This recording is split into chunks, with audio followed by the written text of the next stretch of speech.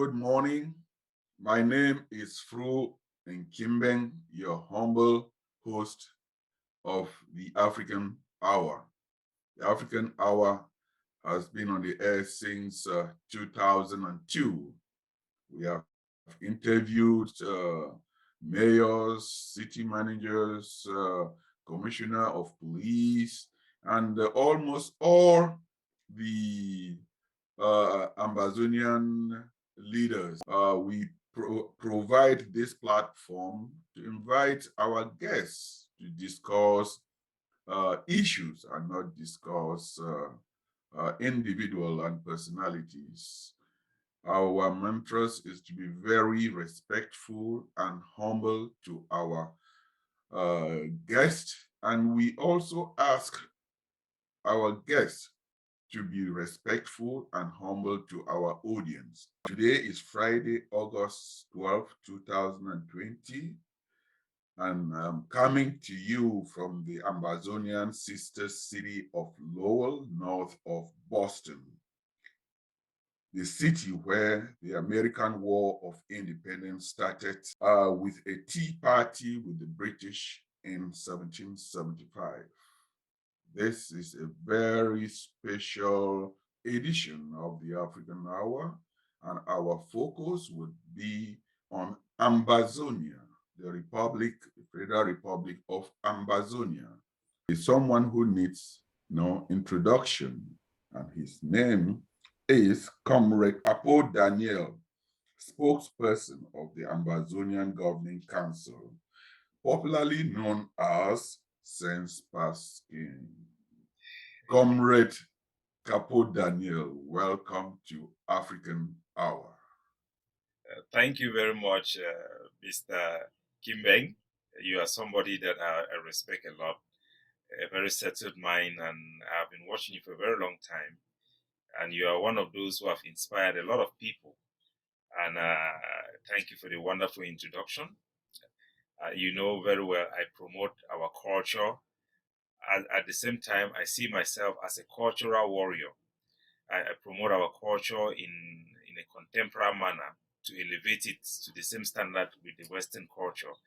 And I also I see myself as sense pass king, which is a way for me to challenge certain cultural uh, ills that we have that I think are difficult, are becoming a hindrance for us to evolve into who we really are and to really exploit our potential. So in our cultural way, I offer you a kola nut, and you are very humble man. Usually, because we have a culture that really put respect for the elders at the forefront of whatever we are and whatever we do, you have a lot. It has become a little bit of a problem. You find barristers in our country, they insist of people calling them senior barrister. And if you don't call them senior barrister, they get offended that a young man like you talking to me anyhow. And so we have people that get a lot of offense with the way I do things because I sometimes I do them deliberately to provoke people and also to challenge our cultural ills.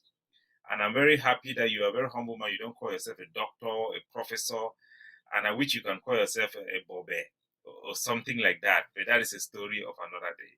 But I think you are comfortable with me calling you Mr. Kimbeng, and that will not mean I disrespect you. I respect you a lot, Mr. Kimbeng, and thank you for inviting me to Africa Hour.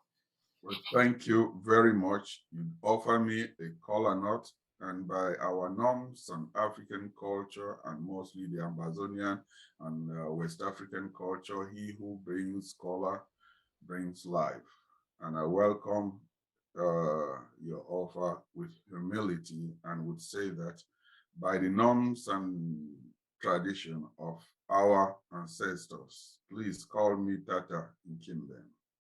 Tata Kimbeng, that is even better. And you can call me Bebun, Bebun, Bebun Capo Daniel. Bebun is the same as Tata and Bobe, but that is from Boom, where I come from.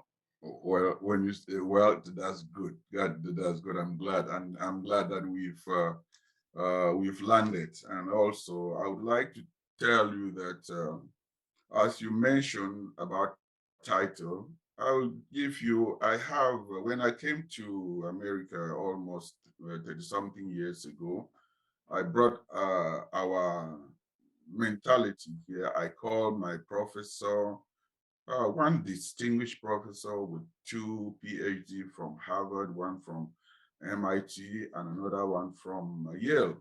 I called him Professor John. He told me, Fru, my name is John. I want, in a discussion, call me John. I want to get as much as possible from your own wisdom. When you give me that title, you create a barrier of flow of information between us. I learned a lot. And he said that that title is my personal title. When I am talking to you, it is a man-to-man discussion, not about, I will not hide behind my title. And my title should not be a hindrance for me to listen to your own wisdom. Thank you very much. And let's get down to business. Comrade Capo, Daniel, could you tell us from your own point of view, the state of our struggle for total and unconditional liberation of Ambazonia? If I would give an assessment, I would say there could be two assessments: the assessment from the international community and the assessment from our own community as Ambazonia. From the perspective of the international community, it has almost stalled. There have been a lot of momentum since the British government took over the Security Council in their fora, and there have been a lot of interest in the United States, in America in particular, which is where we really believe they hold a key to sway the influence of the French in the international community. So it has been a little bit stalled with Emmanuel Macron's visits to the Republic of Cameroon, and he has been pushing for the idea of a transition first before any discussion, informal or formal, within the security. So it has a little bit dampened the momentum in the international fora, and it's like they are just observing. But international partners, NGOs have been very active on the field to highlight what is going on and to also push their own perceived narrative of what is going on. So that battle is going on, and we are very aware of this reality.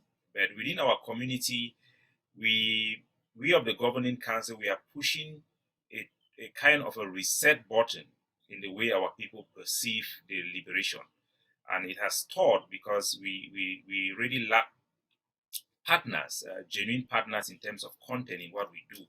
So it is tough, and you could see that play out in the last ghost lockdown that we declared. We think that the liberation previously have had a social media driven uh, trajectory. People perceive action or social media communication as a measure to what how the liberation is going forward. So they will say, why place them quiet so? Why place they need it hot? Think they need it hot for this side, things they need it hot for that side. And it was a little bit misleading because in most areas where we have liberated or areas that Cameroon have been forced to withdraw, those areas were quiet. It didn't mean that we were losing. We actually had won more ground. So in 2019, we had really, in terms of dynamic control, controlled a lot of our territory, more than 50%.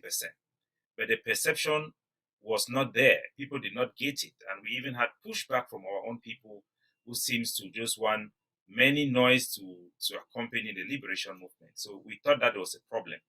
But in terms of how our people see the progress we are making, is far less than what we are doing on the ground, and other forces are also doing on the ground. So there is a confused state in this mindset of Ambazonia that is also being taken advantage of by the Cameroon state and the apparatus, which is very active and very organized, to push forth a confused state of mind to our people, to make them the solution, to break their momentum so that they can give up. And but we think that our people have moved collectively. We have evolved, and we are better today than we were 2 years ago in terms of comprehension of what it means for what we are fighting for. What does independence really mean? What it means to be a fighter? What it means to be an activist? and what it means to be a leader. So we are grappling this concept, and I think we are on the course, we are on the right course. Thank you very much, comrades. You've well articulated that point, and I would also add that, you know, the yearn for freedom and independence has no patience. And you mentioned something about the social media warfare, and we who are privileged to be out of the battlefields of ground zero, we sit in the comfort of our air-conditioned rooms far thousands of miles away and utter statements that people on the ground at times they just shake their heads and said, "We wish you could be here to say whatever you are saying." So I really praise God Almighty for those who are in the forefront fighting for our liberation. And I would also ask that we who are in the media, we should watch what we say, not to use our platform as a weapon, as a self-destructive weapon. So thank you very much for that uh, beautiful response. If I may interject, I want to make a comment on that because I think it's a very good remark. I think it's something people do not understand sometimes.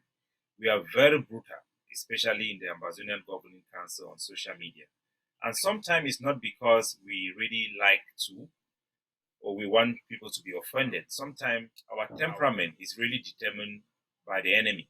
We face a very brutal enemy. Their propaganda machine is led by somebody who is ruthless. And these people work hand in hand with the Cameroon military. They take no prisoners. They openly call for execution of family members of activists, family members of soldiers. They call for collective punishment for our people. They call for the burning down of the Bengui Road for action that was taken by the ADF along that highway.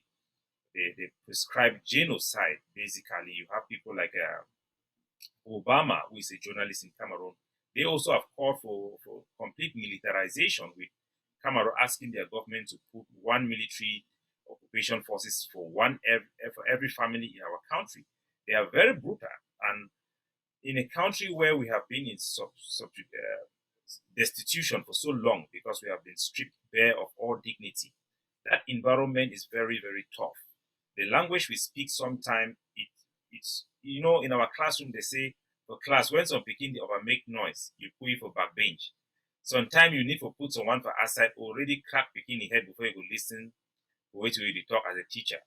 But in developed countries, you don't need to even beat a child because the environment they have plenty materialism and they are more privileged to be compact in their behavior. But when you have less, the environment is very tough. So sometimes we get that strong heart and that attitude because that is a terrain. They sometimes use it to frighten people, gentlemen like you and I, to leave the space because you go there, they will insult you. Like you say, they say that thing where you talk about outside day. If you be been over here, they will then kill you because they don't respect freedom of speech, freedom of argument. They will use torture, intimidation to suppress freedom of speech. So sometimes when we want to challenge that perception that our people have so that more people can speak, we get into the mud. But that should not define who we are. I can guarantee you, Tata Kimbeng, that I'm a gentleman. And sometimes if we appear to be very, very rude and ruthless, it is just sometimes the terrain.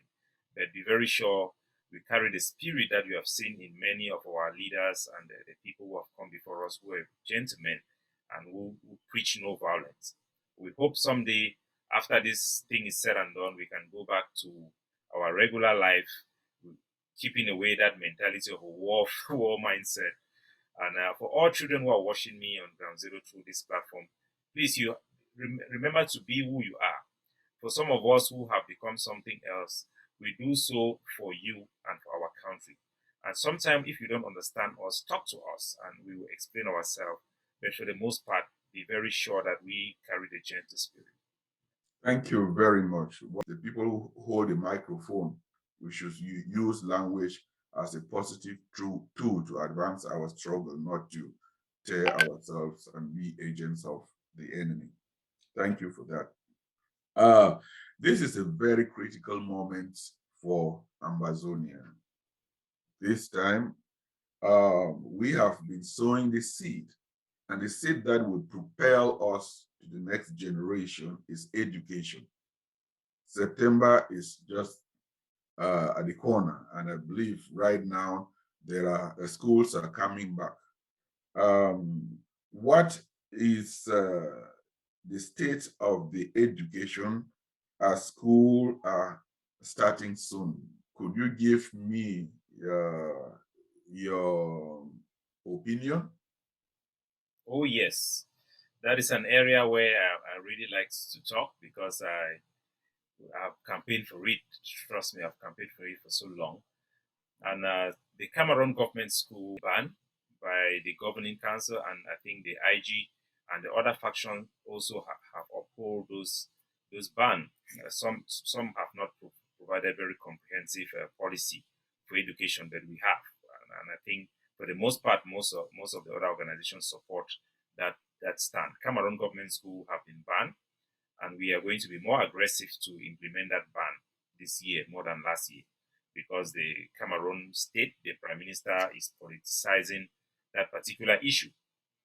Through our international partners, we have engaged to even make some concession with the Cameroon state that areas that we control and areas that we have kicked out Cameroon administrators should be allowed, our community school should be allowed to go on, and for the Cameroon state should allow the international bodies who are interested in supporting education in Ambazonia to support us and also to support the communities to open those schools. But the Cameroon state is really bound to fight against education. Their government, right from their secretary of the presidency, have put out indications to their ministry of defense to fight against Ambazonian community school and to stop it. So we are continuing to battle on that front.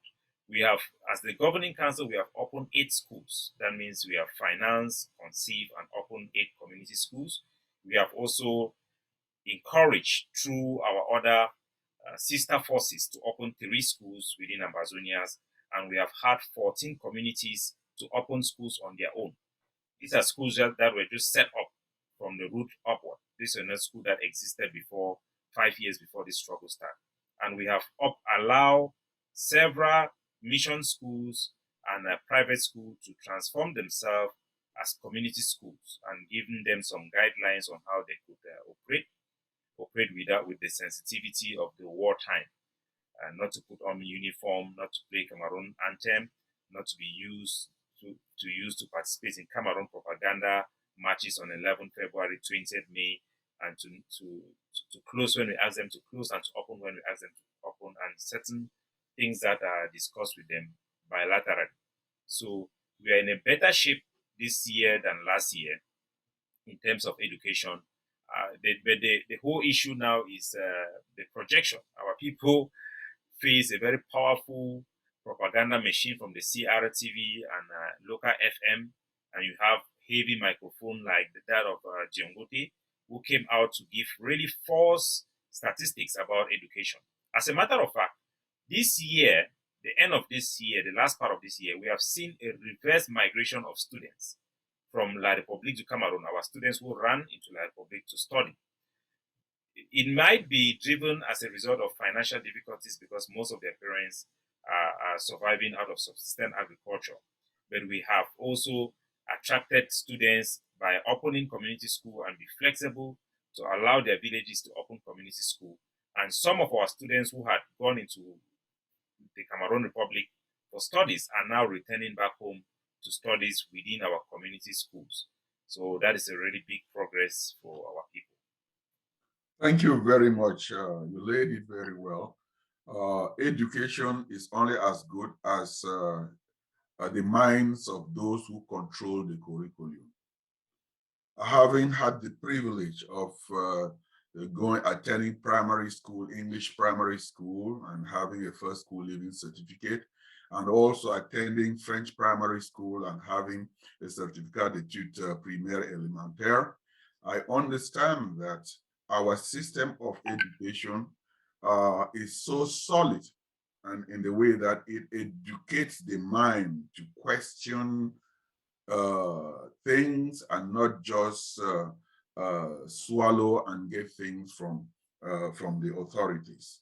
So I think it is very, very important that we take our education into our own hands and set a curriculum that reflects who we are, and so that seat of questioning, a quest for knowledge, not only taking what people say without questioning. La République will do, is fighting this war at so many levels, principally at the intellectual level, the economic level, and many others. And right now, that aspect of education is also very, very economically advantageous for La République, for our people to cross the Mungo and go there.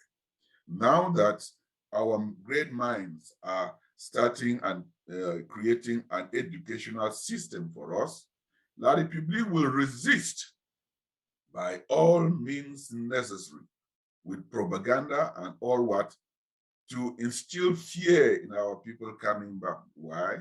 Because it is economical advantage for them. Our people crossing, they encourage our people to cross the Mungo and spend money on their own side by impoverishing ourselves. So I would also call on the leaders to consider this and make it easier for our people to come back. The leaders who man the school should come up with a means to encourage our people to come back home and follow our education, which is a big challenge to La République, and they will do everything, even with their spokesperson, their prime minister, who is one of us, out there doing whatever he's doing. Thank you. If I may comment, I think that is a very important part, and I think that is what really set us of the governing council apart from many. The whole idea that you should survive, you should just stay for another day, you should see your own like your own, no matter what happened. And I hope that human beings are very good and they have the best intention, irrespective of what they do. It's also a mindset that benefits the enemy. He wants us to see our own as our own, irrespective of what they're actually doing or what they have as agenda. That way, we tend to see people like Diongote, who is a traitor, he's a criminal, he's a partner, an accessory to genocide, as people who have some goodwill about us. For us, we see these people as people who should be hanged publicly, because what they do in the background is fuel the killing and burning of our villages.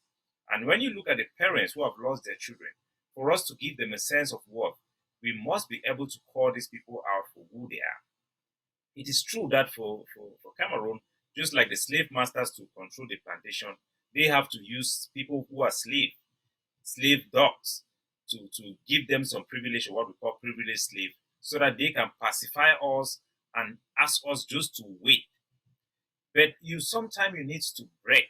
You have to break that thinking of survival and take the risk and risk it all to challenge the enemy and all the tools that are at our disposal, including your own brother.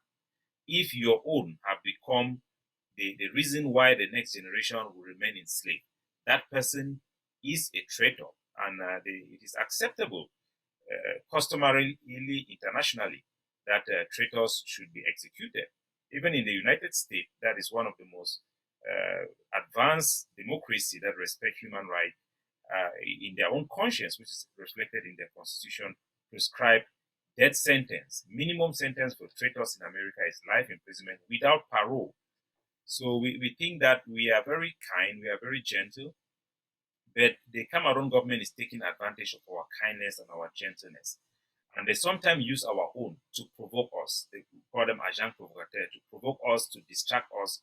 And it's tough for us to be appropriate to respond to this provocation without really hurting our own people, because they don't want us to hurt each other. They don't want us to insult each other. But when we face with people like this, and we know that these same people will address our people like Dangote did, and when our people look at him like a gentleman, somebody who intend good for them, they may be deceived. But when they look at these people and say, despite the gentlemanness, despite the fact that he is our own blood, he's a traditional ruler, he means no good for us and he's an imminent danger to our people.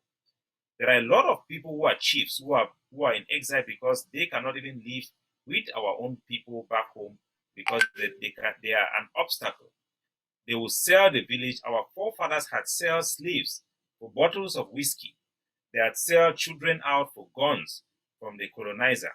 And when you start to know that for somebody who can sell his own children for a bottle of whiskey, that person become a risk to the society.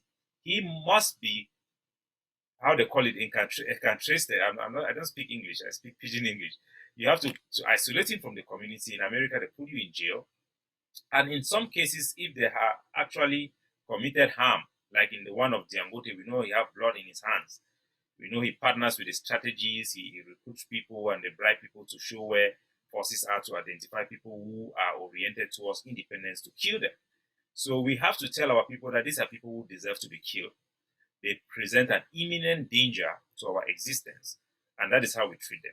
It somehow have to discourage other people who are susceptible because they use what they call minors. We are very aware about what the Cameroon government are doing.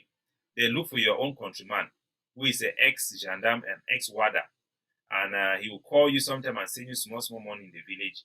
Even a diaspora activist who means good, they'll call you and tell you you don't really know what is going on here, and they'll give you misleading information even against some of the fighters in your village. Paints them black, so confusion makes us disoriented that sometimes we turn back to kill our own. We have seen our own killing our own on the ground, not because they intend to kill them, but because they have been deceived by people like this. So to guard against this intelligent work, sometimes we are brutal to our own, but we mean good and we always put the common interest ahead of partisanship, ahead of our own personal ego to make sure we are doing the right thing with the privilege we've had to speak publicly and to organize ourselves as the governing council. Thank you very much. Comrade Capo, this our grammar. We talk now for people. Our audience is the people of Ambazonia. You mix grammar, you mix country talk, so long as they hear we. Okay? Right. So no be grammar stage this. We talk for people so that this talk it go with one of communicate with we people, no be grammar stage. Ambazonians.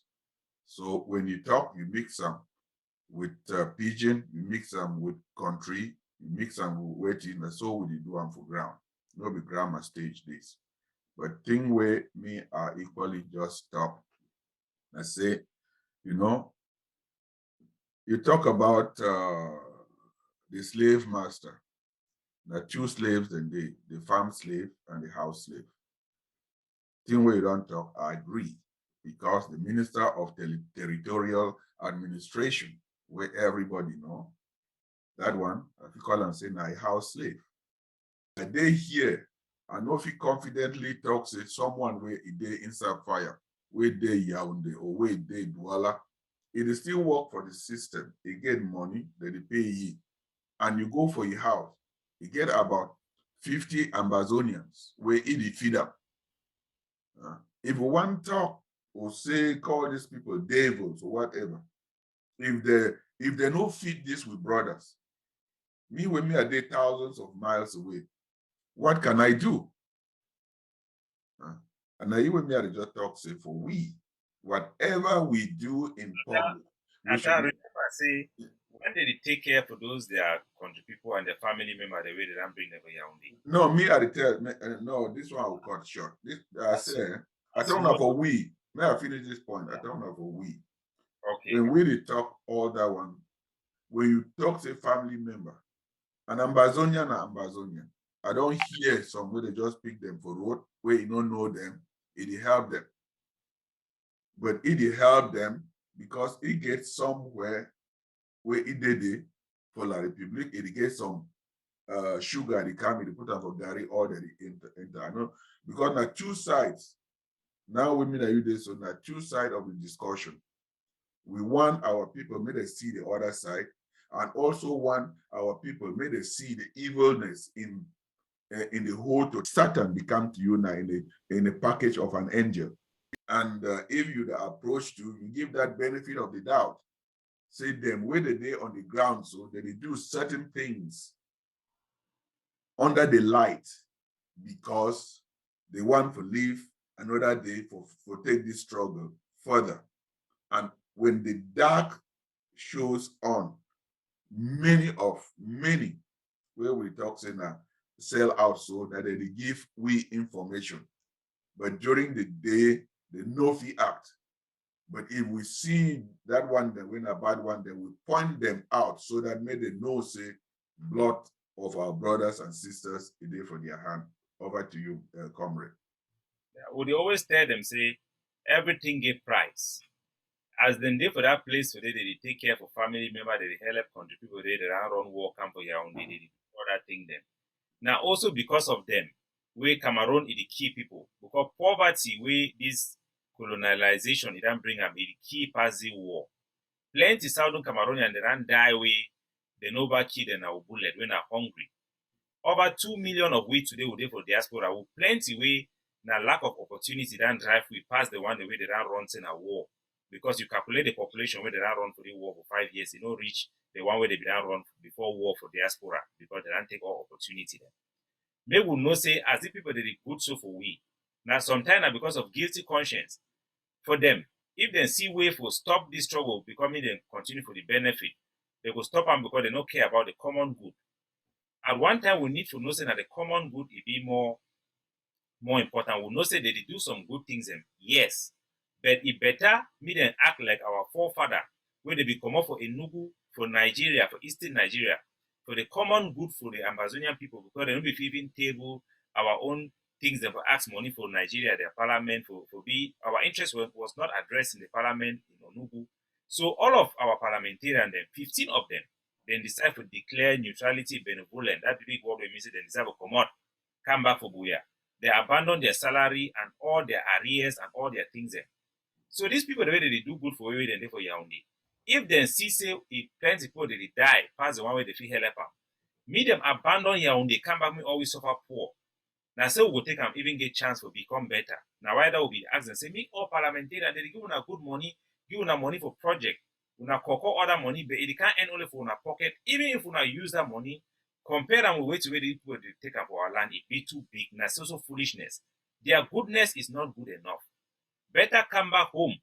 Maybe we pay the price like America they be pay.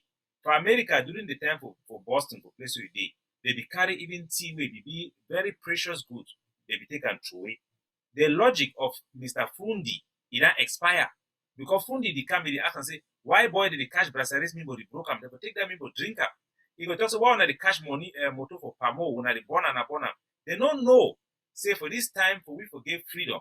You don't need to test anything for the enemy. Even Bible said if we talk for Jewish people where they be run, they be go for Jericho. It talks about when we destroy Jericho, may we not test any go for inside. One man will touch good thing for that place, it will bring trouble. And it will be not true. Because if you detect it, chop for the enemy, you feel say you can't help your family in a lie. Remember, say people the way they be disturb Jewish people, they stay for days that for 40 years. Now people the way they be work with the slave master, now they always bring confusion. So for this time, for we will be free. When I will stop for listening for all those people the way they don't deny for resign. For all the one the way they don't stay for you because they don't come back to village because they fear una. All that one they will be see them say when our bad and this way, if chop no day for village, school fees no day, that they send more money, we will need for forget about all them because they know the politics of the enemy, they chop for the enemy, they already know the system. But we, the majority of our own country people on the ground, we must stand up with them to talk say no, not time for sacrifice. I know say nothing will be hard for people to accept them because the people in our own country, people in our family, maybe you've been the only bread source for income for that family. But now they talk someone as say a bad man. The reason why they talk someone as say a bad man now for the collective interest for we all. So I beg Tata, say me also appreciate the way we would see things then. Well, Capo Daniel don't talk. Now even me I talk say everything get two sides. When once you stand, you point that side, I point this side, a fine. The enemy, it will do everything for use with money, for bribe we again for stay so that we can be now an instrument for the destroy and kill our people. So that point, I totally agree with you. They say no pain, No no gain. gain. All right. So Capo, you are the spokesperson of the Ambazonian uh, Governing Council, and you have talked bravely, and I admire what you say regarding the bravery of our warriors on the ground. And this war, it go. So I think I must move my heart for respect them, for respect the foreign heroes, because they are we we are sitting here and standing on their shoulders. They have paid a heavily price. Even those that who fought for us, we did not understand and they called them enemies, but they shed their blood. Their blood is flowing on that land for us to be where we are and talking. So let us take one moment for respect the brevity of our people on the ground, the women, our mothers, and those who are in the hospitals, those who have gone, and those who are languishing in jail, that uh, we should have our eyes on the prize, and we should never, in anything that we do, forget the sacrifices that they are paying for us.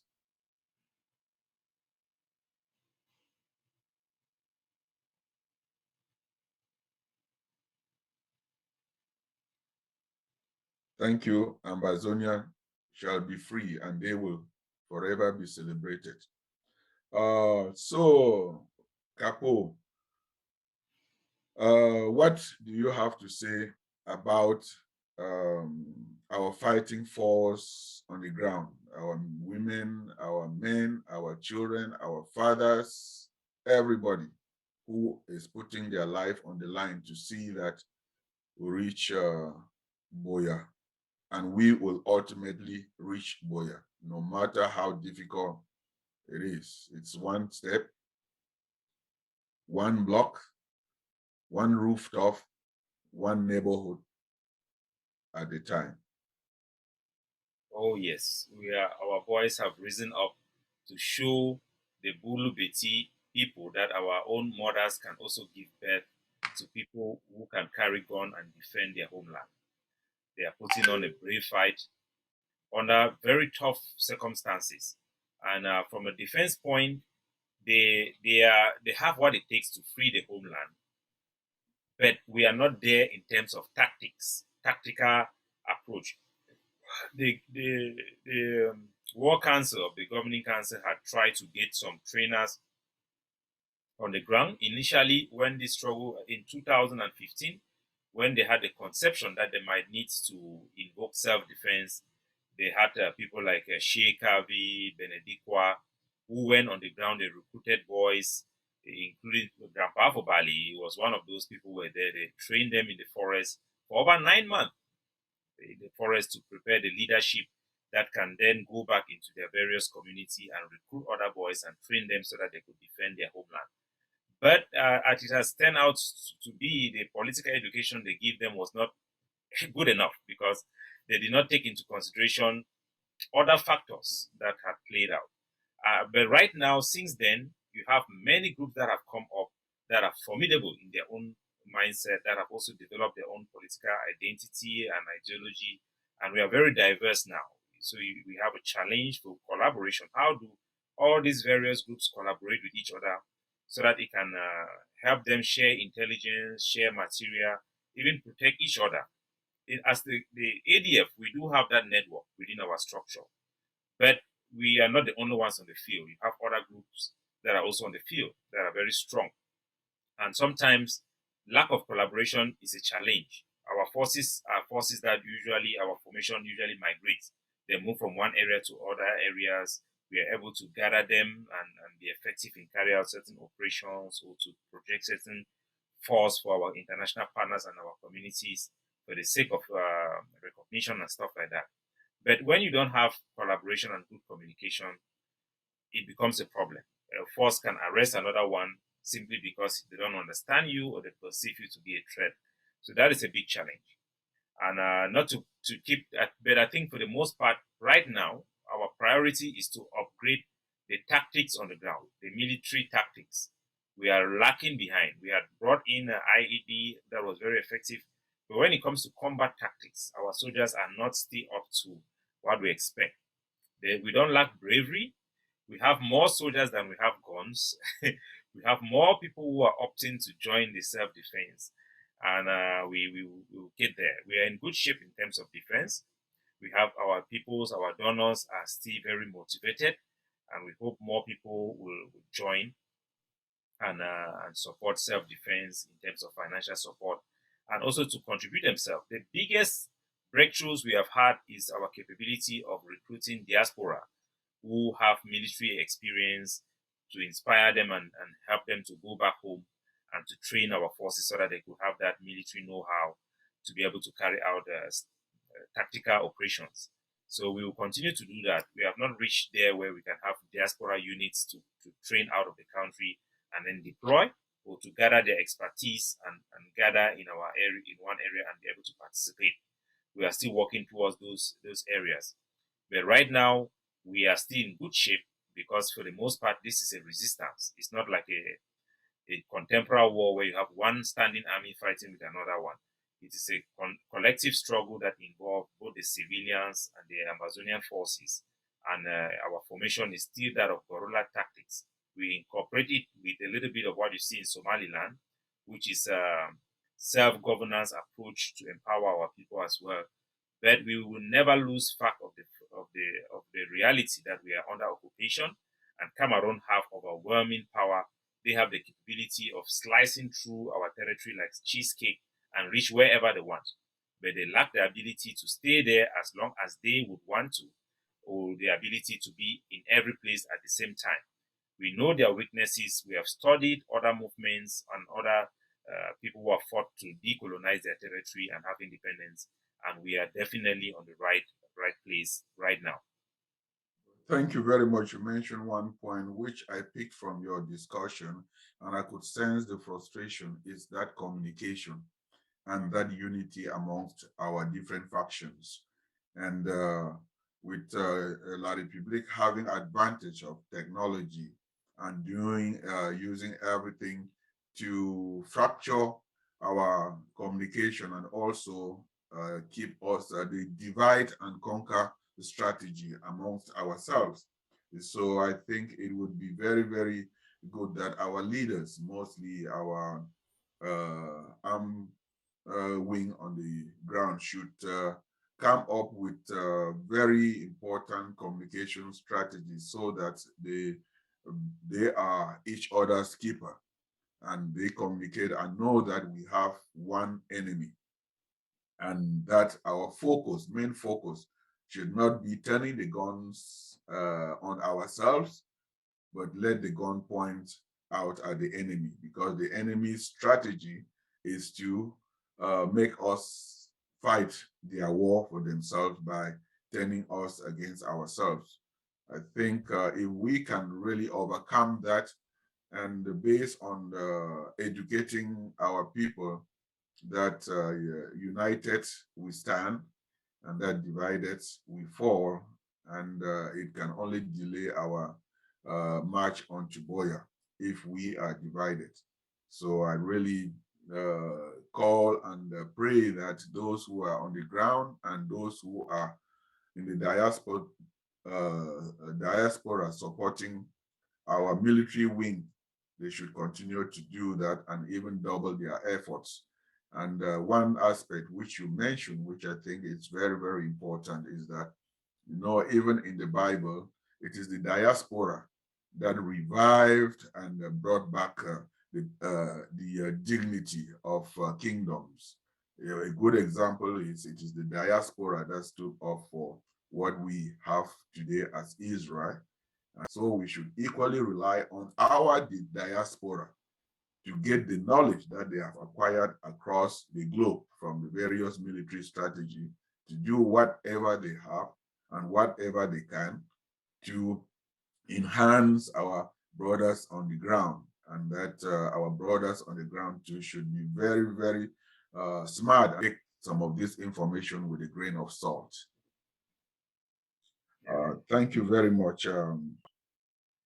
What message do you have for media spokespeople like us to stay on course and on the message? Because ultimately, we could be the best weapon and also the most self-destructive weapon for our struggle. I know you have been condemned, thrown stones because a slip of the tongue. You said something which unintentionally you didn't want to, and you are struggling to take it back. Tata, I want to challenge you, and I want you to give me an example for any statement I've made that was an error. Well, I mean, it's not a statement. You are humble enough because you have come back and corrected your statement. That shows humility, and that shows that someone is out there listening and willing and not arrogantly. So if you can tell me that you've never come back to correct a statement that you made out there, then I would say that we are not evolving, that we are perfect. You're right. I've made errors and I've come back to correct them. That is true. The thing is that I'm very deliberate. I'm very deliberate in even when I appear to be a loose canon. And sometimes I really want our people to understand, which is my appeal to you also, is that we are in the middle of a war. You don't fight war with gentlemanism. It doesn't work that way. Our forces have to go out there and do things that normal people don't do because war, including taking away human life. And to us who are involved in the defense, that recruits and that pick missions, that support missions, that fund mission and make sure that the global the perspective, because we are like it's drone, from the diaspora we see like a drone. We have to connect the dots and help.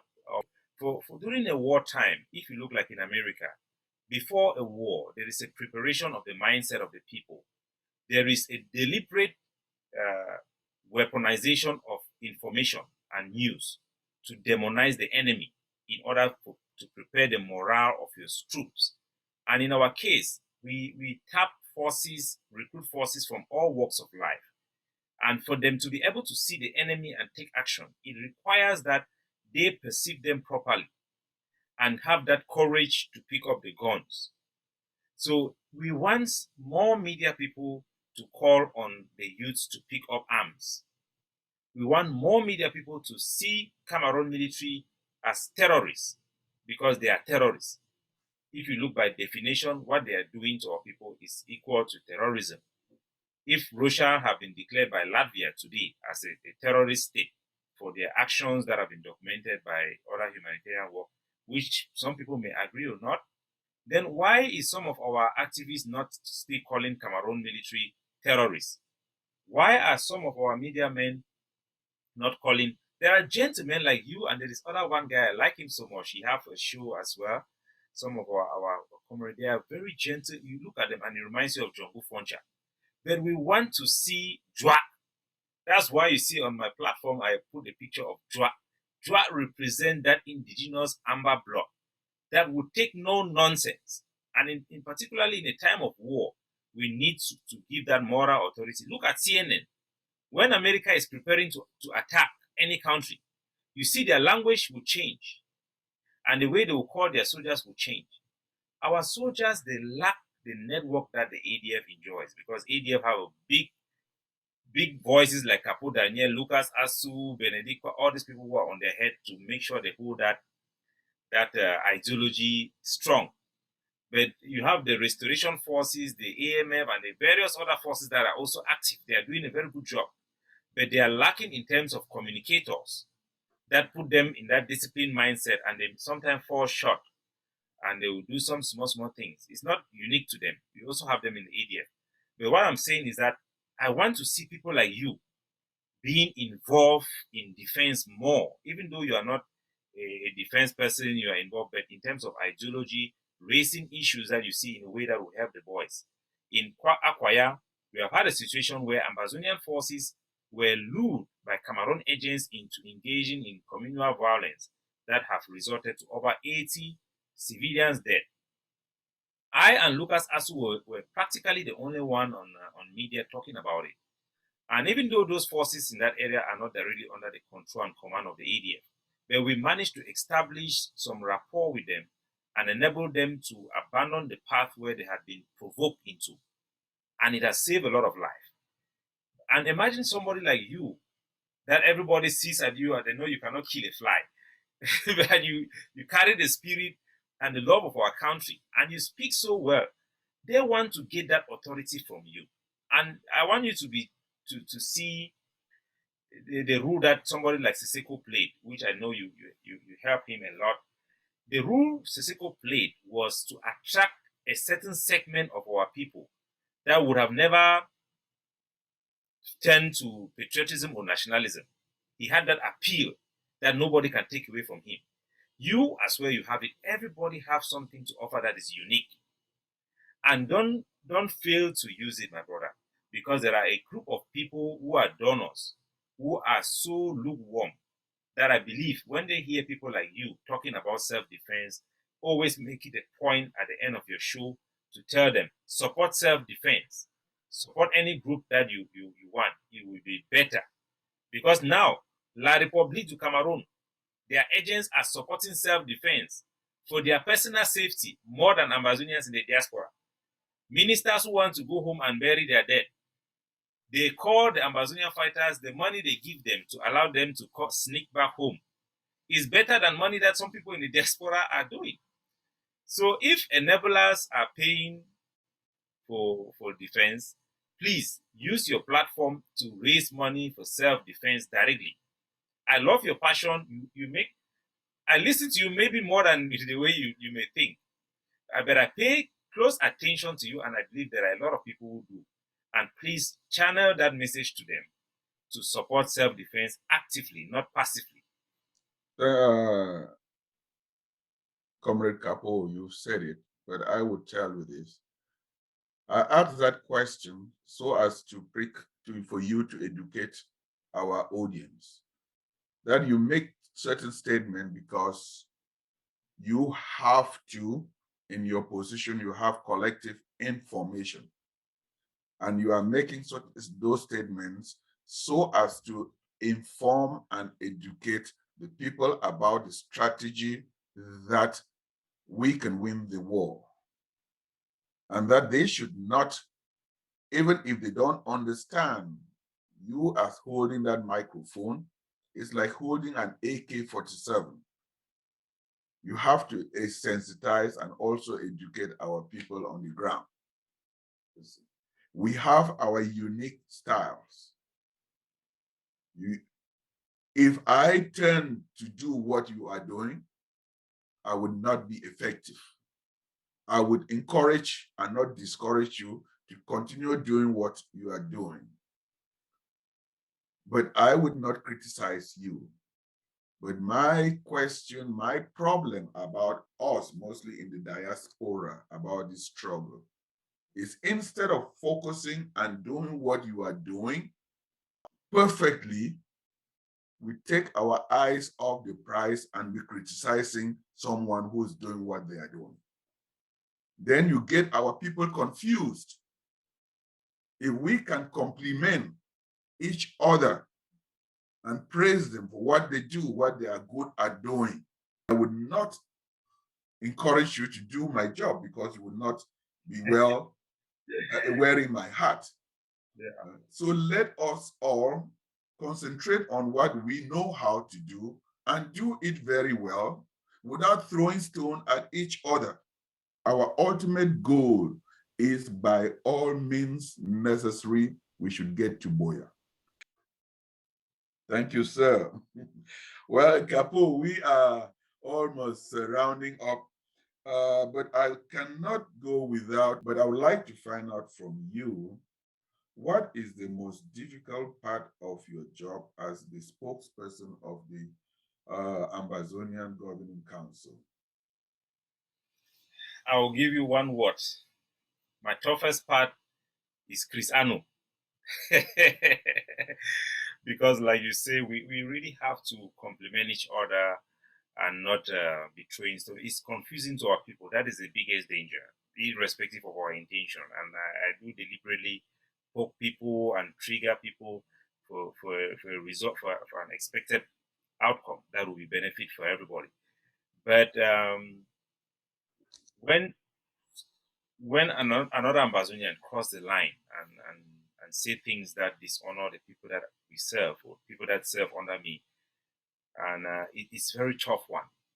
Chris Arnold just lost the younger brother, Oliver Lekier, Fee Masha, and it was tough for all of us, even those of us who disagree with him. Remember, Oliver Lekier was a wanted man by the ADF for killing some individuals that were working for our transitional authority. He was having a lot of problem with everybody. But when he fell down by the hands of the enemy, it broke our heart to see him go. He meant a lot to a lot of people, even though you may disagree with him. And we have that compassion. But the next day, you find Chris Anu come back and our soldiers who died in Batibo, he calls them, these are dogs. These are people who are La Republic. You know, the greatest insult you can insult somebody this our day is that to say that person is La Republic. Because we know La Republic are criminals, they are terrorists, they are people who are not sensitive. So when he does that, and I have where I'm responsible for part of Dr. Cho's team to talk to the family and to bury our dead. And most of those people, I know them personally. This particular group, there is none that I recruited there, but these are people I know them. General Capo was there. A lot of people who are top players in our struggle were there. If those people had died, if La Republic could have killed everybody who was there, trust me, this struggle could have been almost over. And somebody comes out and dishonor them. Then addressing him or our people becomes the most difficult thing for me, because the last thing I want to do is to dishonor the death of Fee Masha, Oliver Lekier, or I want to be throwing stone at each other. But in that situation, I think my answer to you is put yourself in my shoe. That is my most difficult part. I have sleepless nights, no doubt, in terms of helping to fight La Republic. It's actually easy. There are important things that we have to fight. Like now you have Diongote, he came out with a press conference. The whole diplomatic corps in Yaoundé is on that thing that he said. All the international observers are picking up on what he has thrown out there, even though they are lies. But now it is our job to defend our integrity of the liberation, to prove to the world that this man is no good, he's lying, because they will not do it for us. Even they know he's lying, but it is up to us how we react. So instead of us reacting adequately, having meeting about it, examining what he says, what we are doing, and then giving appropriate defense, now I instead have to turn and be talking to Chris Anu. So you have agent provocateurs, spoilers, eternal opposition, and internal enemies that takes our eyes off the ball or make us ineffective. And I wish somehow we have less of those type of situation, and all of us, we can channel our energy against a common threat that is really posing an existential threat to all of our people, especially those who are on the ground. That is my greatest struggle. Well, Comrade Capo, um, I will not be in your seat. What you are doing it the best you can. And I commend you. I encourage you. Capo, I think I would like you, since time is against us, to summarize and say closing remarks to our audience. It's been a privilege to have you on the African Hour. Oh, thank you very much, Tata Kimbeng. What I would just tell our people is that it has been tough. for us who are out here. The diaspora community have been very much engaged in our country. We have been sending money back. We have been the primary investor in our country since it was abandoned by the Cameroon state. It is not sustainable. We don't want everybody to travel abroad. We are now seeing that the people who are coming abroad are coming with coronavirus, the economy are different, and people are now looking back to Africa. Our women have been trapped in the desert trying to run to look for better life in Europe. Some of them dying in the sea, some of them dying on areas that you would not imagine. That is not sustainable. I don't want anybody to be like me or to come to the diaspora. The days where you used to sit on the ground and you admire those who come from abroad is not the same. We can now tell you that a lot of people are doing jobs in the diaspora that they wouldn't do back home. And the dictatorships in Africa as a whole benefits when the youth they choose to run. I wish I had stayed to fight, but they say there is a time for everything. Maybe that time was not my time. I fought as a youth in my four. We made that area called Baghdad with Obagon. And today, it's unfortunate, my brothers and sisters, that I am not there to fight with you with AK-47. I'm sure if I was down there by now, I could have also carried that gun and do what it takes. We respect you who have had the privilege to be able to put yourself between the bullets so that our people can have a chance to build a country of their own. It comes one in a lifetime. This chance that we have, we might never see it again. It may be our only shot to be free, to live as free men. We must learn from the examples of the Americans, even the French, who fought for their country and paid the ultimate price for their freedom. Freedom is not free. And you on the ground, you are privileged to be able to fight. Be ready to pay the ultimate price, including dying, because the Bible says how honorable it is for a man to lay down his life for his kinsmen. Today, my friends are out there in Hong Kong enjoying life on Friday nights. I'm a young man who have a lot of energy. I want to enjoy my life. But I have sleepless nights because all what I have as material, I have a house of my own money. It means nothing when I look back home and I see the situation of my kinsmen and the one that will be born tomorrow. Our country, our streets are being empty. Bamenda, who used to be one of the most populous city in the whole of that country, Cameroon, is deserted. Kumba is the same. Boya is a remnant of itself. You now have a Bulu village in Boya. La République du Cameroon, they are taking land in Victoria. At the end of the day, if we don't win this war, we will be like the Rohingya Muslims in Myanmar, who don't have any land of its own. If our foreparents have taught us that there is international law, they could rely on international law for survival. I'm here today to tell you that nobody cares about you. Our destiny is in our own hands. If we don't fight La République du Cameroon, we will remain slaves forever.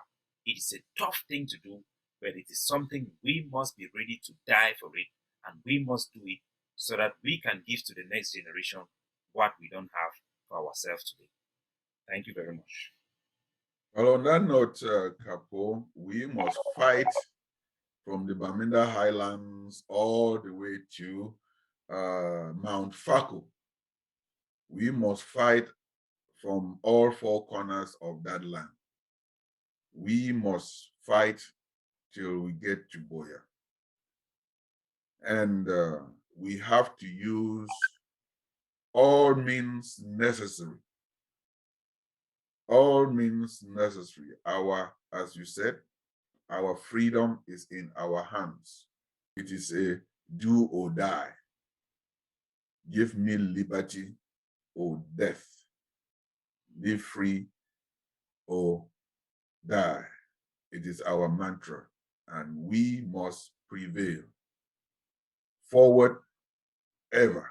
Ambazonian freedom and independence is in our hands, and we are marching on. So, Capo Daniel, once again, African Hour is a fair and balanced discussion channel. We discuss ideas, we don't discuss individuals. And we allow our audience to be the judge. And this discussion, for it to be meaningful, I call on my audience that when you watch it, please put your comments on the YouTube right there, because that's where you educate me and I learn from you to make this show better. Join the discussion to get us to Ambazonia sooner than later. On that note, my brother and sister, we thank God Almighty, and I wish you safe across the ocean on the other end. Until we see again, so long. Thank you very much. My Thank name you. is Fru Nkimbe.